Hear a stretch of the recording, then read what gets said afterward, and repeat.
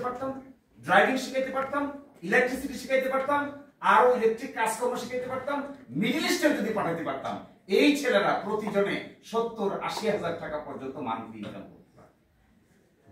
বড় একটা অংশ আমার কাছে 200-এর অধিক কেস আছে যারা এসে বলে স্যার আমাকে বিদেশ নিবে বলছিল, দেখেন বিদেশ নিচ্ছে যে মরুভূমিতে ছেড়ে দিচ্ছে।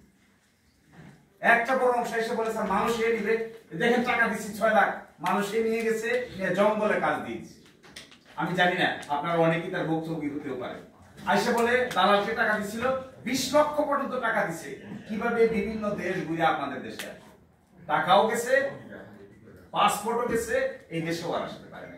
হিউজ প্রতারিত আমাদের যুবকরা। অথচ তাদেরকে চাইলে আমরা ট্রেনিং দিয়ে, প্রশিক্ষণ দিয়ে পৃথিবীর বিভিন্ন জায়গায় অ্যাকোমোডেট করতে পারি। এই প্রবলেমে আমি ইতিমধ্যে কাজ শুরু করেছি। আমি জাপানিদেরকে খবর দিয়েছি, কোরিয়ানদেরকে খবর দিয়েছি। কোরিয়ান লোকেরা যাচ্ছে দিরাইয়ে, সামারচরে, সাল্লায়, তারা আমাদের যুবকদেরকে কোরিয়ান ভাষা শিখে কি করে কোরিয়ায় যাওয়া যায় অল্প মূল্যে সরকারিভাবে, তার ব্যবস্থা তারা করবে।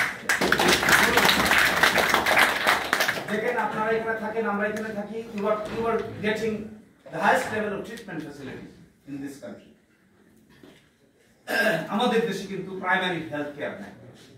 দিরাই এবং সাল্লায় দুটো হাসপাতাল আছে, এটাকে বাদ দেন। এবার বাদ দিয়ে দেখেন দিরাই পূব সাইডে যান, একেবারে হুসেনপুর থেকে শুরু করে গোয়ালিয়া বাজার থেকে শুরু করে পিছন দিকে রফিনগর, একেবারে লাস্ট মাথায় যান, আর এদিকে আটগাঁও, নিজগাঁও, বরগাঁও, এরাবাজ বাজার খান দিয়ে, ওইদিকে শ্রীহাই। এর মাধ্যমে কোন প্রাইমারি ট্রিটমেন্ট সেন্টার, অ্যাক্টিভ কোন প্রাইমারি ট্রিটমেন্ট সেন্টার খুঁজে পাবেন না। একটা গর্ভবতী নারী অসুস্থ হলে কই যায়? কার কাছে যাবে? একটা মানুষের হার্ট অ্যাটাক হলে, 70 বছর বয়সের বৃদ্ধ মানুষ হার্ট অ্যাটাক হলে যাবে কার কাছে? No doctor, no primary facility, nothing. তারপরে একটা শিশু, গর্ভবতী নারী শিশু প্রসব করবে কোথায়? সিজারিন বলতে কিছু নাই, সিস্টেম ভেঙে পড়েছে সাংঘাতিক। অথচ দিরাই সাল্লাহ মিলে আমার বিবেচনায় 11টা বড় বড় বাজার আছে।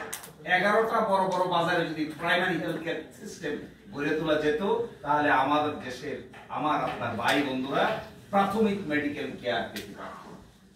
এটার জন্য আমি কিছু কাজ করছি। এখানে কিছু গুরুত্বপূর্ণ লোক আছেন, তারা ইন্টারেস্ট শো করেছেন, তাদের সঙ্গে এক ধরনের কোঅপারেশন হচ্ছে। আশা করা যায় একটা ডেভেলপমেন্ট হবে ইনশাআল্লাহ। আমাদের ধান খুব গুরুত্বপূর্ণ, 13 লক্ষ মেট্রিক টন ধান, 13 লক্ষ মেট্রিক টন ধান। 13 লক্ষ মেট্রিক টন ধানের উপযুক্ত মূল্য কৃষকরা পায়। তারা 700, 750, 800, 820 টাকা মূল্যে বৈশাখ মাসে ধান বিক্রি করে। এই ধান সরকারি হলো, এই ধানের মূল্য 1436 টাকা এক মণ ধানের দাম। কিন্তু যেহেতু ইনস্ট্যান্টলি বিক্রি করে দিতে হয়, তারা এখান থেকে ভালো কিছু পেতে পারে না, তাড়াহুড়া করে ধানটা বিক্রি করে দিচ্ছে। কিন্তু কোনো প্রসেসিং সেন্টার নাই, কোনো ম্যানেজমেন্ট সেন্টার নাই, কোনো ইন্ডাস্ট্রি নাই। ধানকে কেন্দ্র করে, চালকে কেন্দ্র করে কিন্তু কোনো ইন্ডাস্ট্রি নেই। এই হাওরের মধ্যে এটা পসিবল করে তোলা সবচাইতে বড় কষ্টের বিষয় হবে, সকলেই আমরা সাফারার হব। সেটা হলো দিরাই এবং সাল্লার ভাটি অঞ্চলের বড় একটা অংশের, সুনামগঞ্জের নিম্নাঞ্চলের বড় অংশের পানি আস্তে আস্তে নিচে নেমে যাচ্ছে। টিউবওয়েলগুলিতে কিছুদিন পরে আর পানি পাওয়া যাবে। এখনই মাঘ মাস, ফাল্গুন মাস, চৈত্র মাস, বৈশাখ মাসে বড় একটা অংশের টিউবওয়েলে চাপাচাপি করতে করতে করতে করতে পানি উঠে যাবে।